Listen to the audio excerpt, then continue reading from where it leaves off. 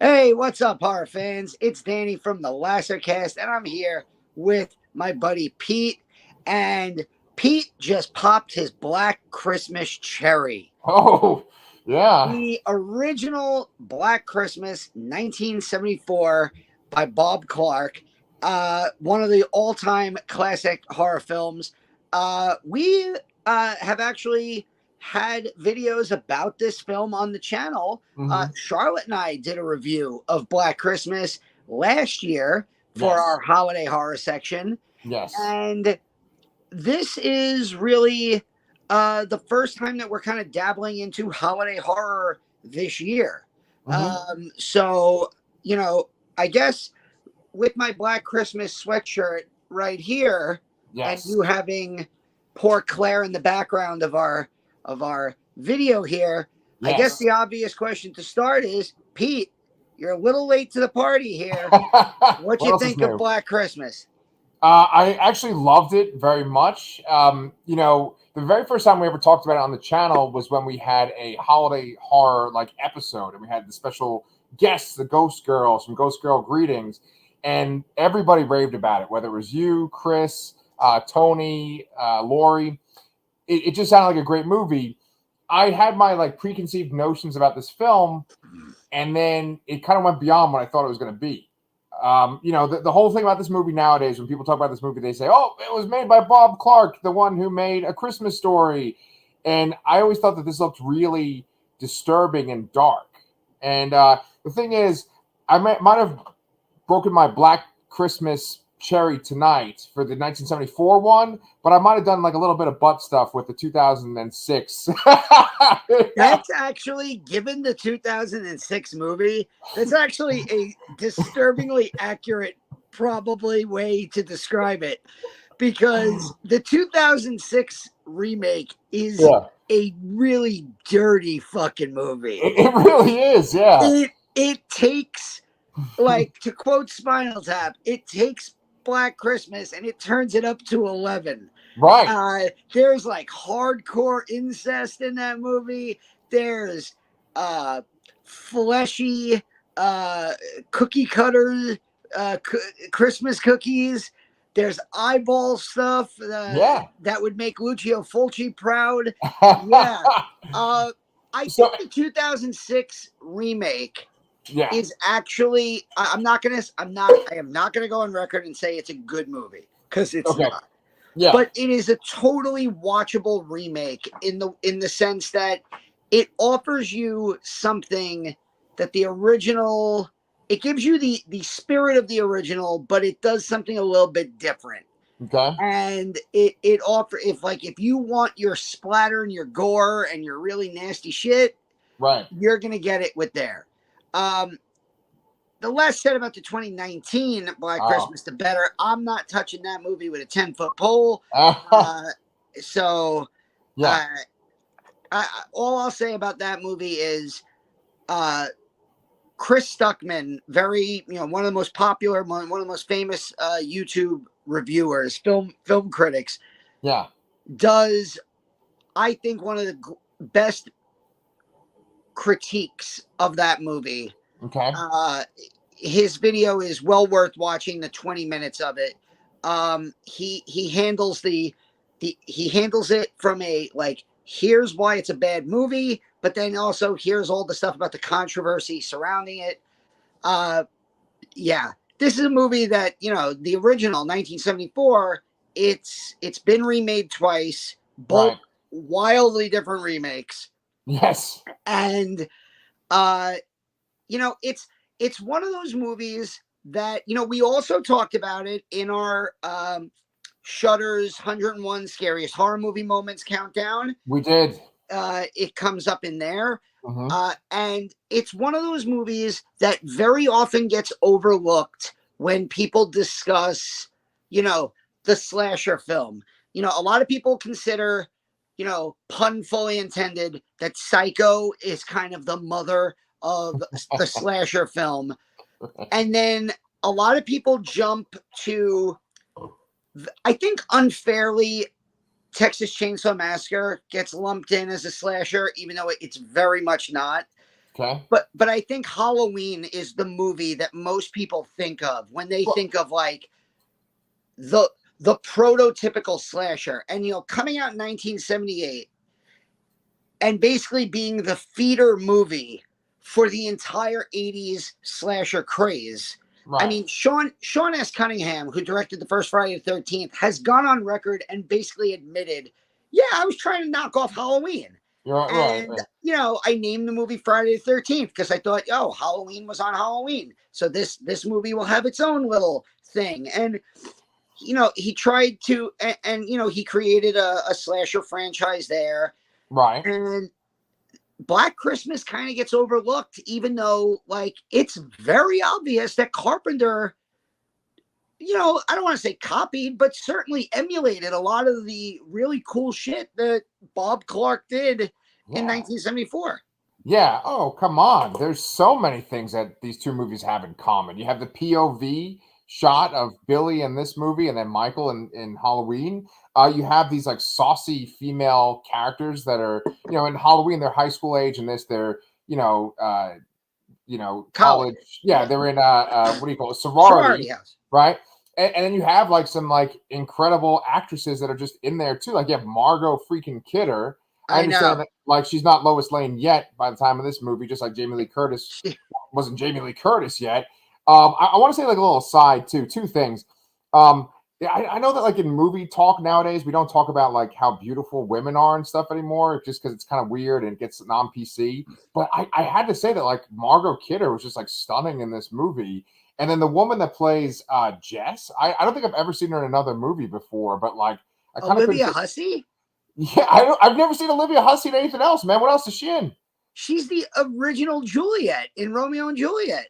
All right, well, there goes that. You never watched that in English? That was like for most guys our age. Those were like the first boobs we saw because like our English teacher got away with showing that because it's Romeo and Juliet, even though like you kind of see her boobs in it. I was like, yeah, I think I saw that in junior high. Like, but she also, she's also made a few other movies.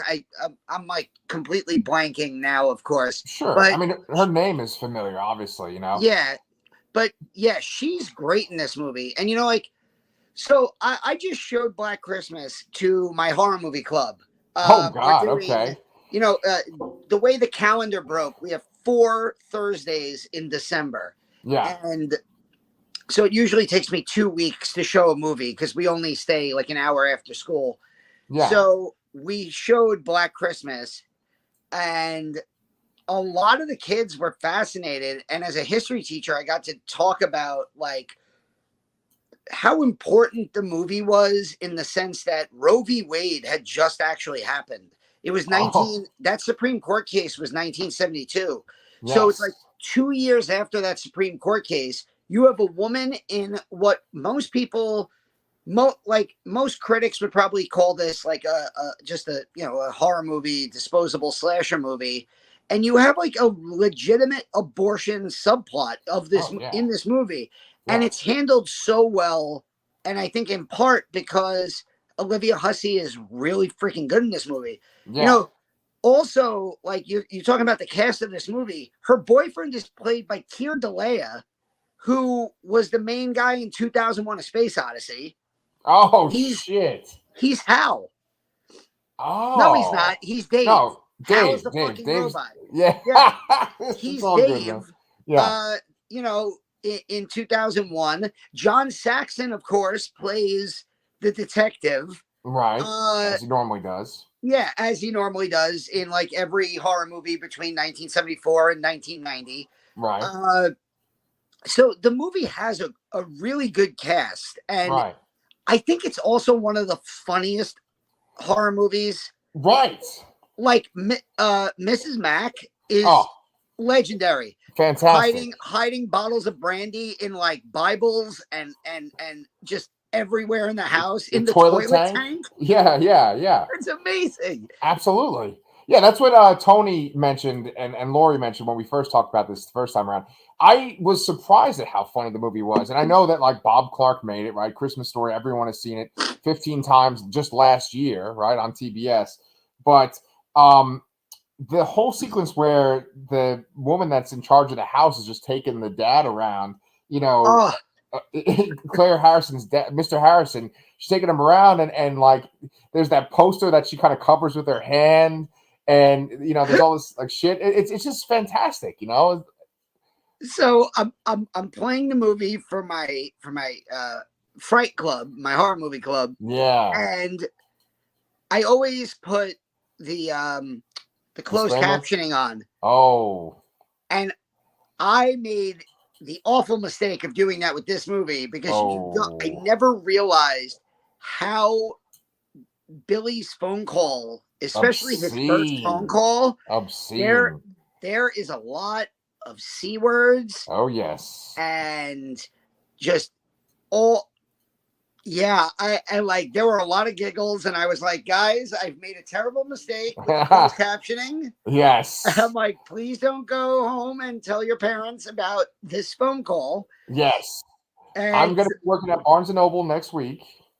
That's the end but of my job. I mean, yeah, just the humor in this movie is so good. Even some of the edits, Mm. like the juxtaposition of scenes, um, with even the way Bob Clark films. Here, the boyfriend's name is Peter, right? Yeah. Yes. Yes. Yes. Yes. When yeah, you would remember that.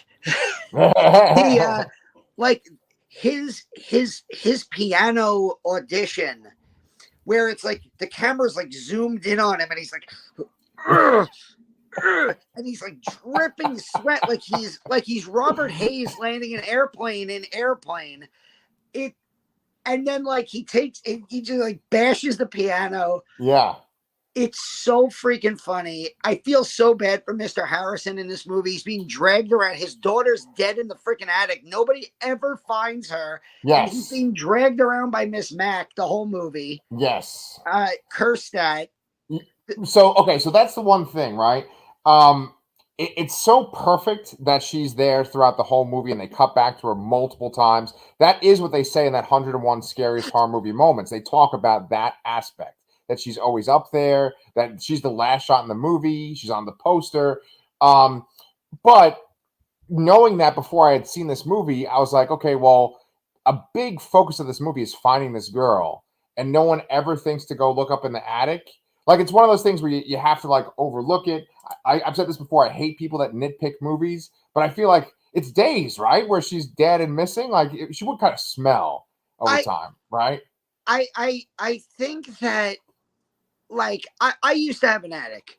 Yeah, In my old apartment, yeah, we had an attic. And unless I physically had to like throw a box up there, I wasn't going up in the attic. yeah, And it just doesn't seem like a place in the house that anybody goes other than just throw shit up there. yeah, So yeah. like I always thought to myself, like, yeah, why would Claire have gone up in the attic? So why would anybody look for her there? Sure. And I kind of got the feeling that, like, okay, yes, probably a month or two later, there would either be a smell or but I mean, there's also the other thing where Miss Mac does eventually go up in the attic and she's Right, immediate killed. So right. if Billy is going to be hanging out in the house, he might Yeah, be just killing everybody who gets close. yeah, But yeah. like we mentioned, there's a lot of stuff in this movie that influences Halloween.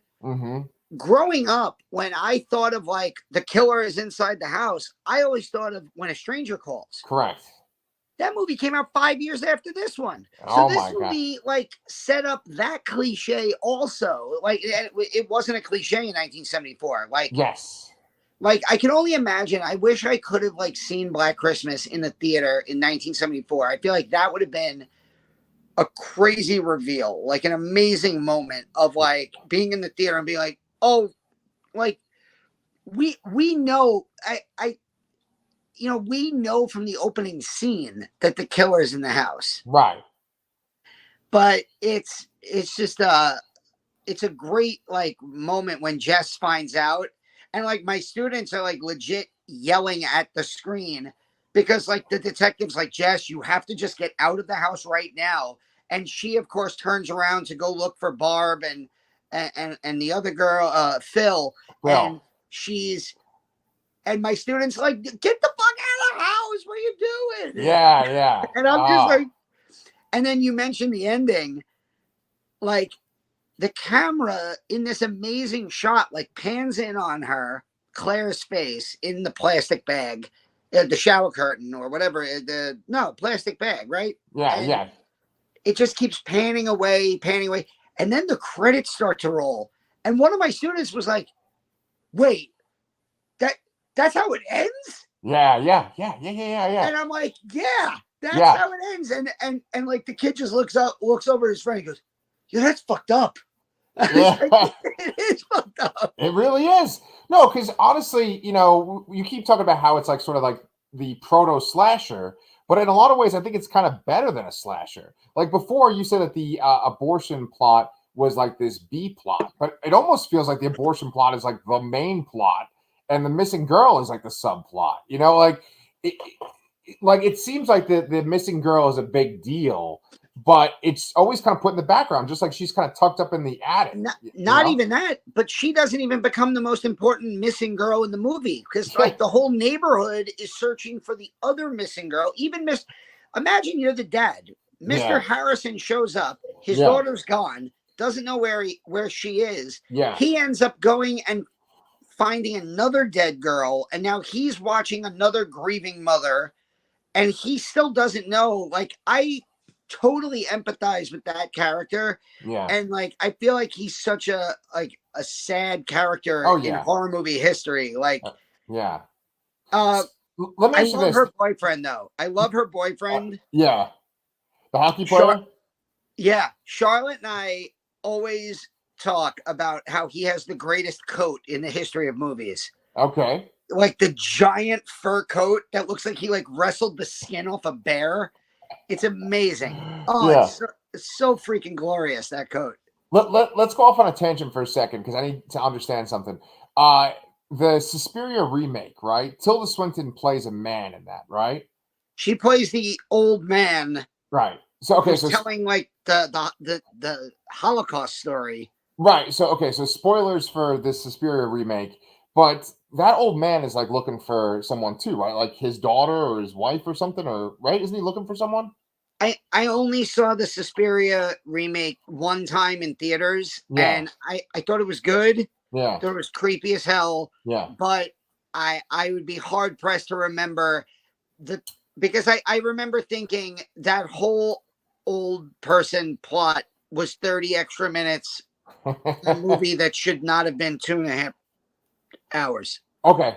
Because I thought like that. I've never seen the original Suspiria. I've never seen the remake, and I think I watched like the dead meat, the kill count for the remake or something. I saw a YouTube video of it. Maybe like Chris Stuckman or someone reviewed it.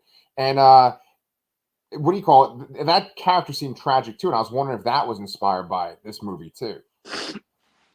It's possible because the original Suspiria is a legit 90-minute door-to-door, amazing movie with some of the most brightly colored graphic images you'll ever see. Right. And then like the remake is 2.5 hours, and 30 minutes of that is this like just weird plot about this old Tilda Swinton man. Yeah. Sherry wants to see that one, and I've seen shit about that, and it looks really disturbing, that one. Oh, all the stuff that takes place in the dance studio is really fucking creepy in the new one. I mean, I think it's done by Luca Guadagnino, he's an amazing filmmaker. Like, didn't he just make a movie recently? Yes, and I didn't get a chance to see it in theaters, so I'm probably gonna, this is me being cheap, but as soon as it like goes from like $20 on Vudu to like a $5.99 rental, I'm definitely gonna Bones and All, which is that fucking movie. Everyone keeps saying that movie, either they hate it or they think it's the greatest thing in the world. There's no middle ground. I've seen it get talked about like it was. I've seen several people on Twitter in the horror community say it's their favorite horror movie of the year. Yeah. Somebody I know said it's like the modern day Near Dark. Oh, okay. Wow. Which, if you look at the trailer, it does kind of feel like that. Like, Agreed. Yeah. kind of like a cannibal vampire road movie with some romance and an older figure who just wants to kill people. I'm like, yeah, okay. I'm dying to see it. The last few weeks, I couldn't get out of the house once I got in the house. Yeah. And I found it very difficult. But like, yeah, I definitely want to see Bones and All. Yeah, I know that I took us down like a couple of different alleyways there, but we're talking about horror in general. This movie obviously was an influence on them. There's an incredible amount of stuff that came out this year that we still have to cover before we get to our best of. But bringing it back to Black Christmas, 1974, I do think that the dialogue and the acting itself is something that we should kind of circle back to, because like, for Margot Kidder, I've only seen Margot Kidder in the Lois Lane role. I've never seen her in anything else. In this, she kind of plays this drunken co-ed who, is pretty blunt, which she sort of is like Lois Lane in this role too. She's just says what she thinks. She's not censoring herself at all. There's also the scene where like she gives the little kid a sip of alcohol. Yes.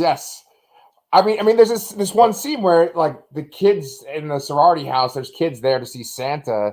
And like he's just cursing right in front of the kids, and she's just sitting there, and yeah, it's ridiculous. And then of course, like I was wondering, you're watching this in front of your students. She says like fellatio like 15 times. Oh my god! And slowly, that poor cop that everyone makes fun of. Oh, it's the best. Yeah.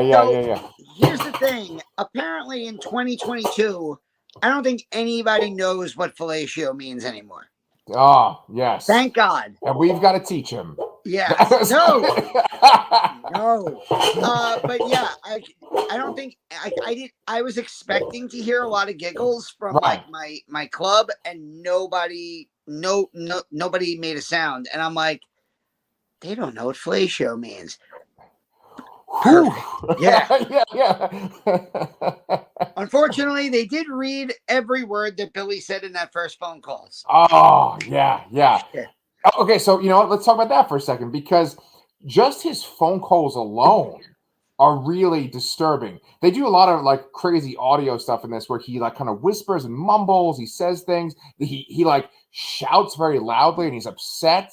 Like he's a super erratic character, and you never really see him ever. Anything more than his eye. Right.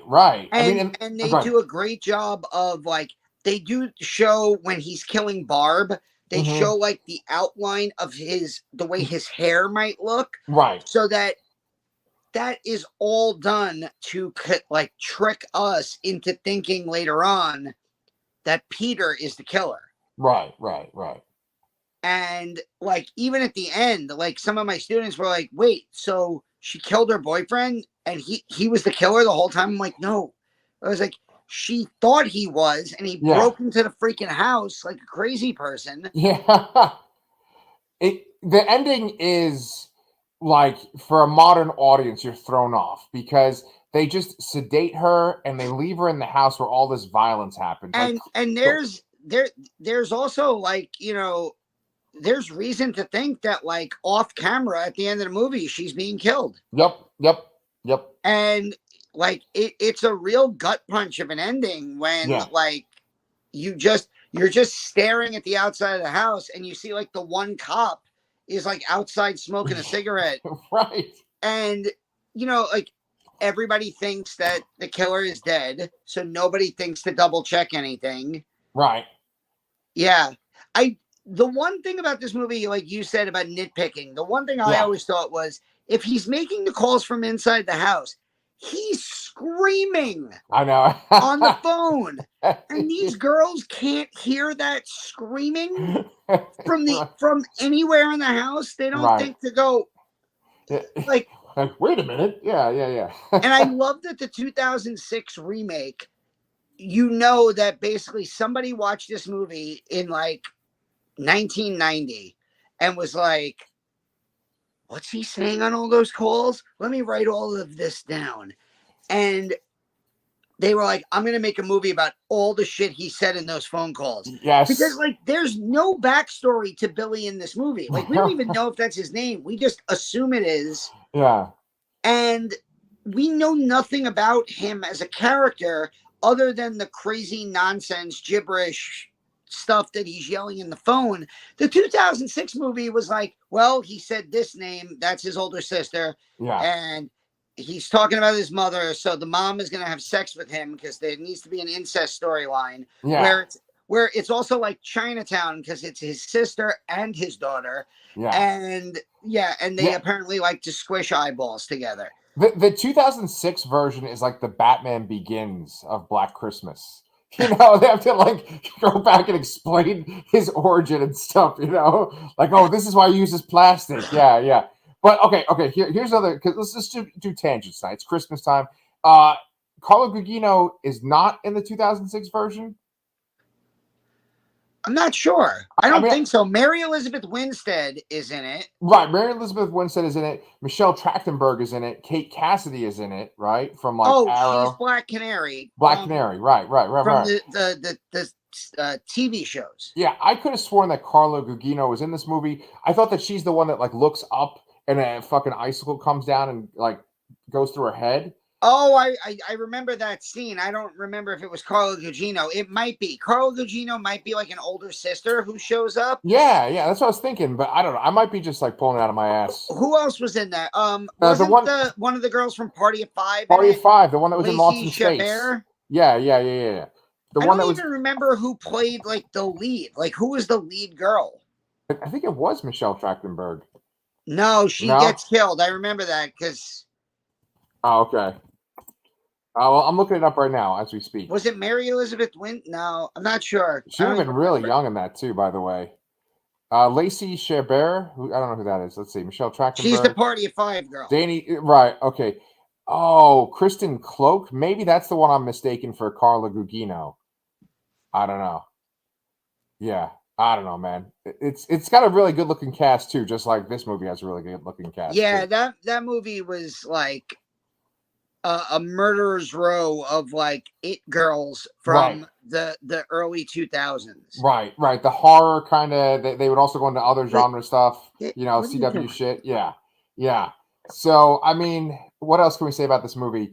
That remake is directed by Glenn Morgan, who was a writer on the X-Files. He also, you know, we talked a lot about Monkey's Paw a lot this year because of Nope and because of Quiet Part Loud. He was a producer on that Twilight Zone reboot, but I didn't watch that. But Okay, I've heard Glenn Morgan before. Yeah, I like I said, the 2006 version is just, it's a total guilty pleasure movie. Yeah. Like if you're just in the mood for some like, if you know, having seen Terrifier 2 twice, it's like the Terrifier 2 of the Black Christmas franchise. It's the Batman Begins and Terrifier 2 of Black Christmas. Yeah. Yes. But it's a lot of fun, this movie, and it's also like disturbing as hell. It's kind of weird how it's both, you know? It's like funny and also just like really dark and bleak. Yeah, I think it's, you know, there was this movie. There was this like thing that I watched called like the 50 greatest horror movies that you've never seen. Mm. And like some of them were like really obscure, but a lot of them were like, come on, like this was number one. And I'm like, who at that at that point I was like, who hasn't seen Black Christmas though? But I guess as you proved, you know, but you know, like I think it's great that like, you know, you obviously love horror movies and horror in general. Yes. And like you could fill a blind spot of like a classic movie that you haven't seen, and it still holds up to this day. I just rewatched it a week and a half ago. Yeah. And the movie just holds up. Yep. It's, you know, you even said it. It's funny as hell. Yeah. It's creepy as hell. Yes. You know, and it's also a movie that's very of its time because of like, you know, I had to explain to my students that like the guy running around plugging in like phone lines, like what that was about. Yeah. Yeah, yeah. I had to explain that to them.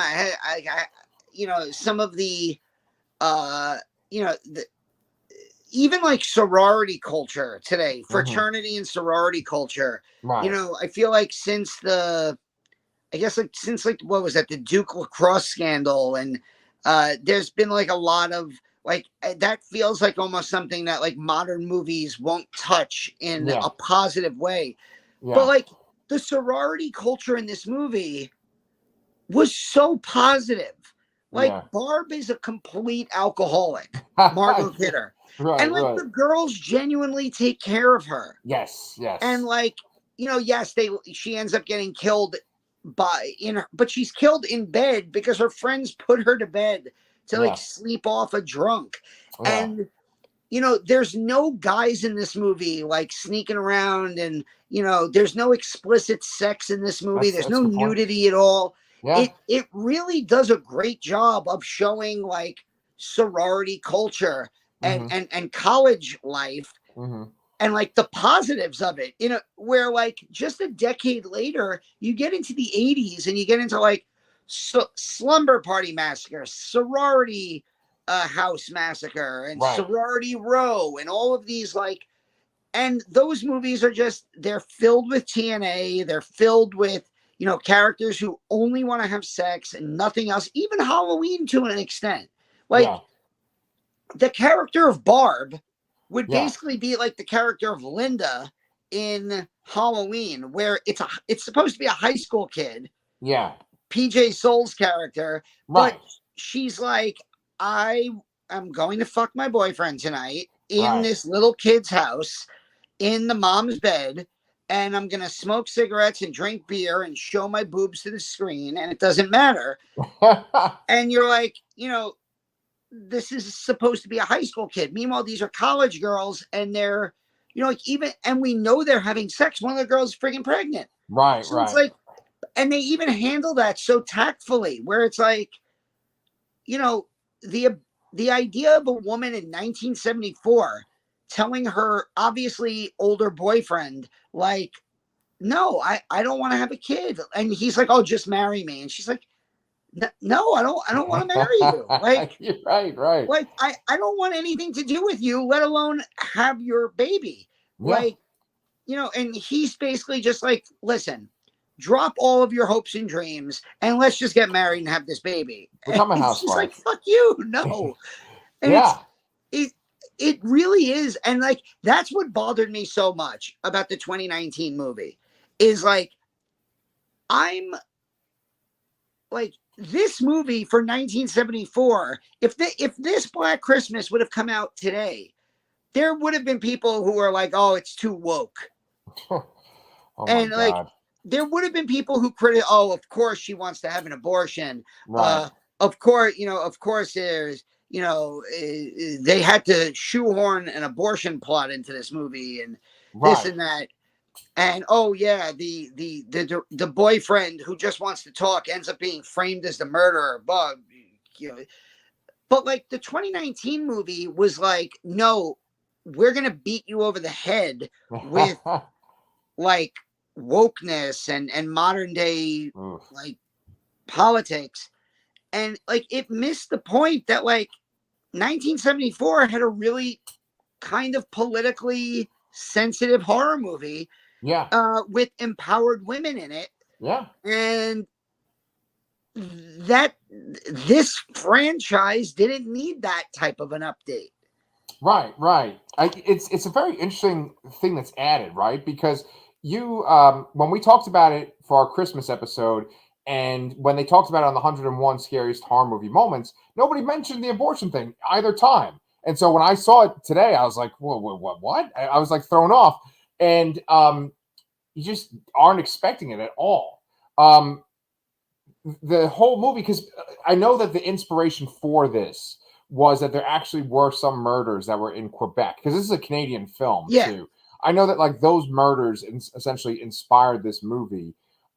So it doesn't have that sort of slasher mentality, because you were talking, you compared to Halloween. I think a point that goes along with that is that in slashers, promiscuous women get killed, right? And if you commit a sin, essentially you get killed by the slasher. In this, she's committing the biggest sin according to like right-wing people, abortion, and she could potentially survive the whole thing. I mean, the ending is so ambiguous. She is for this movie the The final final girl. girl, right? Exactly. And so it's interesting that it's like it's before the slasher thing, so it doesn't fit that morality issue that is always in a slasher. That's why I always loved Friday the 13th Part 2, Mm, because they make it very clear in that movie that Ginny, the final girl, played by Amy Steele, is having sex with her boyfriend, who is like the head counselor, and she's just very intelligent and uses her intelligence to like beat Jason at the end. And it, Halloween, that was another like kind of thing that Halloween set up. The whole idea of like, if you're too horny, you're going to die. right. And, Jamie Lee Curtis was all innocent in that movie. And I love listening to Jamie Lee Curtis herself talk about that. And she's like, yeah, I was not Laurie Strode. Yeah. And it's just funny how that Yeah. became like her most famous role, especially to horror fans. Obviously, she's much more probably well known for other movies to the mainstream. Yeah. Even though now with Halloween 2018 and the new Halloween trilogy, like maybe she is most known for the Halloween movies. Yeah, I think it's definitely come full circle, and that's what she's most associated with now. Yeah. But yeah, I think that it's not like your typical slasher, but obviously slashers derive things from it, and I thoroughly enjoyed it. I will watch it again. I know that you guys, when we covered it on that special, a lot of you said it's like a holiday tradition. You watch this, and you just do it every year. I've watched this. I mean, Charlotte and I watched it last year, and we did a video, and that video is up on the channel if anybody wants to watch it. And I just watched it with my students in my Fright Club. Yeah. And this movie, Bob Clark, he could not have made two more different Christmas movies, but he might have made the two best Christmas movies. Yeah, exactly. Yeah. I mean, Home Alone's pretty good. And honestly, I think I've watched every single movie that we talked about in that special, except there's that one movie that Lori really loved, which was, it's almost like Home Alone, but it's like a twisted one. What's that one called? The one where it's like a boy who's like just killing other kids in the house and the girl is the lead. It's got like a Christmas title. It's kind of like, it's like Deck the Halls, but it's not that. Oh, Better Watch Out. There you go. I want to see that one too. That's really good. I think that's also streaming on Shudder now. Yeah. Okay. Well, there you go. That takes care of that. Yeah. So, what do you call it? Unless you got anything else to say about Black Christmas, we can just start plugging all the shit we got coming out this holiday season. Yeah. I mean, what else has to be said? It's an all-time classic. Whenever people talk about like what we're I have yet to watch In Search of Darkness Part 3. I have it. I have the digital copy. And I've heard amazing things about it. But like, obviously, we love 80s horror. But whenever I think of my ultimate comparison when I talk about 70s and 80s horror is quality versus quantity. There are so many 80s horror movies. Right. Yeah, there are some all-time classics in there. But the 70s was just friggin' banger after banger after banger. And it's literally, for me, probably like all-time classics like Jaws, Halloween, Black Christmas, Texas Chainsaw, The Exorcist, The Omen, Carrie, Dawn of the Dead, Alien. Like, that's just The Wicker Man. Like, it's like if I was gonna like if those were the only 10 horror movies that I had left to watch forever, I'd be like, okay, I'm good. And I 70s horror is untouched for me. Yes, I love the 70s. Have you ever seen that documentary, A Decade Under the Influence? No. Oh, I remember I got to go to a screening of it a long time ago in New York. When I had this girlfriend that worked or that went to NYU, and we went to go see the screening of A Decade Under the Influence, which I believe was um, director of Silence of the Lambs, and Jonathan Demme. Yeah, he did a lot of yeah, like documentary and that band did, stuff. did he have a brother though, Ted Demme? Yes. I think that's who did it. And you know, I watched that documentary. It's just like the '70s was just so fucking. I mean, that's sort of an obvious thing to say, right? The '70s were the best time for movies. Ah, yeah, we all know, right? But yeah, so good. And then there was one other thing I wanted to plug too. Men, Women, and Chainsaws. This is a book that I read when I was in college. Carol J. Clover, and that's a book about the slashers and Isn't that the book that like coins the final girl trope? it Or might. It might. The original cover, I'm looking at an updated cover on here, but the original cover's got Leatherface on it. It's really good. And I don't know, that might actually be worth talking about at some point too. It's on Audible if you ever want to listen to it. oh, cool. Yeah, man. But let's plug some of our shit while we're here before Yeah, Christmas time. you've only interviewed like 47 authors this week, right? So that's something I should address.